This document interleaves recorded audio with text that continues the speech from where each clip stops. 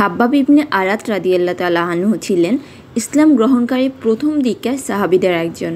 তিনি ছিলেন একজন লোহার কাজের কারিগর এবং তখনকার কুরাইশদের দাস। যখন তিনি ইসলাম গ্রহণ করেন তখন তার মালিক ছিলেন এক নিষ্ঠুর মহিলা। ইসলাম গ্রহণ করায় তাকে অমানবিক নির্যাতন করা হতো। একদিন সেই মহিলা লাল করে আগুন জ্বালিয়ে খাব্বাব রাদিয়াল্লাহু তাআলা আনহুকে আগুনে পুড়তে থাকা লোহার উপর শুইয়ে দেয়।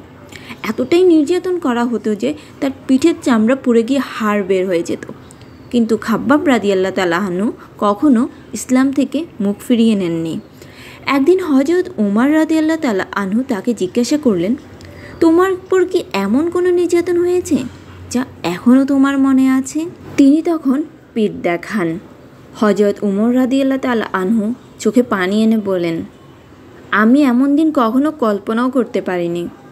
খাব্বাব রাদিয়াল্লাহু তাআলা আনহু আমাদের শিখিয়ে গেলেন, ঈমানের পথে কষ্ট আসবে কিন্তু ধৈর্যই আসল অস্ত্র।